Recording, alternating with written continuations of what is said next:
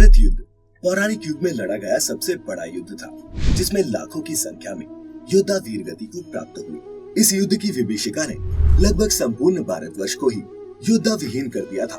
मित्रों, कुरुक्षेत्र में भाग लेने वाले सभी योद्धा पुरुष थे और लाखों की संख्या में योद्धा और सैनिक वीर गति को प्राप्त हुए थे। लेकिन दोस्तों, क्या कभी आपने सोचा है कि युद्ध के बाद वीर गति को प्राप्त हुए इन सैनिकों की विधवाओं का क्या हुआ? नहीं जानते तो आइए मिलकर जानते हैं।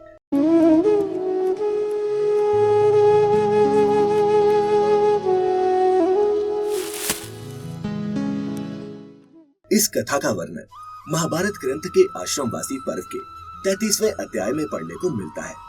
कथा के अनुसार महाभारत युद्ध के पश्चात पांडु पुत्र युधिष्ठिर का हस्तिनापुर के नरेश के रूप में राज्याभिषेक हुआ। इसके पश्चात पांचों पांडव राजकाज के साथ अपने ज्येष्ठ पिता धृतराष्ट्र, बड़ी माँ गांधारी और माता कुंती की दिन रात सेवा किया करते थे। पांडवों की सेवा से धृतराष्ट्र और गांधारी धीरे धीरे अपने पुत्रों के शोक से बाहर आने लगे। इसी तरह 15 वर्ष का समय बीत गया। तब एक दिन धृतराष्ट्र ने युधिष्ठिर से कहा, हे युधिष्ठिर, अब हम अपना बचा हुआ जीवन वन में बिताना चाहते हैं, इसीलिए हमें जाने की आज्ञा दे। अपने ज्येष्ठ पिता की बातों को सुनकर युधिष्ठिर दुखी हो गए, लेकिन विदुर द्वारा समझाने के बाद युधिष्ठिर उन्हें जंगल भेजने को तैयार हो गए। अगले दिन धृतराष्ट्र, गांधारी, कुंती, विदुर और संजय सन्यासी का रूप धारण कर वन को प्रस्थान कर गए। सभी पांडव उनके साथ जंगल गए और आश्रम में उनके जीवित रहने के लिए सभी आवश्यक साधन उपलब्ध कराने के बाद वह वापस हस्तिनापुर आ गए और अपने कामकाज में व्यस्त हो गए। पांचों पांडव अब हर समय अपनी प्रजा की सेवा में ही लगे रहते। पांडवों की सेवा से हस्तिनापुर की प्रजा तो खुशहाल थी, लेकिन महाभारत युद्ध में विधवा हुई स्त्रियां शोक में अक्सर रोया करती, पर इसका आभास अपने राजा या मंत्रियों को न होने देती। इन विधवाओं में दुर्योधन और कर्ण जैसे वीरों की विधवाएं भी थी। कर्ण की पत्नी पांडवों का बहुत सम्मान करती थी और कर्ण पुत्र पांडवों को विशेष रूप से प्रिय था। अर्जुन ने उसे धनुर्विद्या भी सिखाई थी। वहीं दुर्योधन की पत्नी के बारे में कहा जाता है कि वो आसाम की राजकुमारी थी, जहाँ के राजा को कर्ण ने युद्ध में हराया था और बाद में उनकी बेटी का विवाह दुर्योधन के संग करवा दिया। दुर्योधन का एक पुत्र लक्ष्मण और एक लड़की लक्ष्मणा थी। कुछ समय पश्चात एक दिन पांडवों में सबसे छोटे सहदेव को माता कुंती से मिलने की इच्छा हुई। सहदेव ने अपनी इच्छा शेष 4 भाइयों को जाकर बताई। सहदेव की बातें सुनकर भीम, अर्जुन, नकुल और उनकी पत्नियों के मन में भी माता कुंती से मिलने की इच्छा जागृत हो उठी। ये देख हस्तिनापुर नरेश युधिष्ठिर ने वन जाने के लिए आवश्यक तैयारियां करने का आदेश दे दिया। अगले दिन पांचों पांडव द्रौपदी के साथ वन की ओर चल पड़े। ये देख हस्तिनापुर के निवासी भी उनके साथ साथ चल पड़े। उन लोगों में वो विधवा स्त्रियां भी थी जिनके पति महाभारत के युद्ध में वीरगति को प्राप्त हुए थे। वन पहुंचकर पांचों पांडव उस आश्रम में रुक गए। यहाँ धृतराष्ट्र और कुंती निवास कर रहे थे।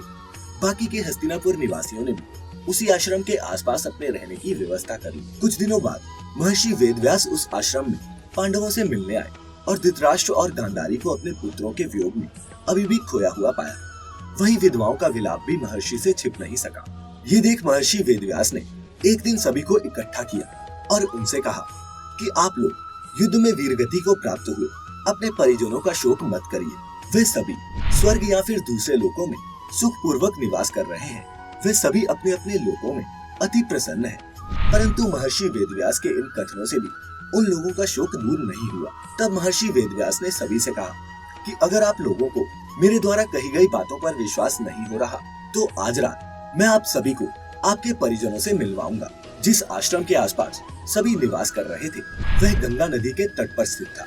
शाम को सूर्यास्त होने से पहले महर्षि वेदव्यास सभी को लेकर गंगा के तट पर पहुंचे और फिर सूर्यास्त के बाद व्यास जी ने अपनी तपस्वी शक्तियों से एक रात के लिए कुरुक्षेत्र के सभी मृत योद्धाओं को जीवित कर दिया। और इस तरह सभी लोग अपने पिता, भाइयों और पतियों से मिलते हैं। महर्षि के आह्वान से सभी योद्धा एक एक कर गंगा जल से बाहर निकलने लगे और इस तरह सभी लोग अपने पिता, भाइयों, पतियों से मिलते हैं।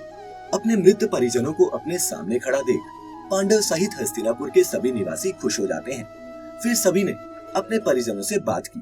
तब जाकर उन्हें विश्वास हो गया कि उनके बंधु बांधव मृत्यु लोक के सभी कष्टों से मुक्ति पाकर अपने अपने लोकों में प्रसन्नता पूर्वक निवास कर रहे हैं। तत्पश्चात सभी के मन में जो अपने परिजनों के लिए शोक व्याप्त था वह समाप्त हो गया। कुछ समय बाद युद्ध में मारे गए योद्धा एक एक कर गंगा जल में डुबकी लगाकर अदृश्य होने लगे। ये देख महर्षि वेदव्यास ने विधवा स्त्रियों की तरफ देखते हुए कहा कि जो स्त्रियां अपने पति के साथ उनके लोक जाना चाहती हैं, वह गंगा के इस पवित्र जल में अपना जीवन त्याग कर सकती हैं। महर्षि के इतना कहते ही सभी विधवा स्त्रियों ने गंगा के जल में डुबकी लगाई और जीवन को त्याग दिया। सभी अपने अपने पति के साथ उनके लोक चली गई। तो दर्शकों, इस तरह महाभारत युद्ध में विधवा हुई स्त्रियां पृथ्वी लोक के कष्टों से मुक्ति पाकर स्वर्ग लोक चली गई। मैं उम्मीद करता हूँ कि आप सभी को हमारी ये वीडियो पसंद आई होगी। अगर पसंद आई हो तो इस वीडियो का लिंक ज्यादा से ज्यादा दोस्तों के साथ शेयर करें और साथ ही वीडियो को लाइक भी करें। फिलहाल आज की इस वीडियो में इतना ही। अब हमें इजाजत दीजिए।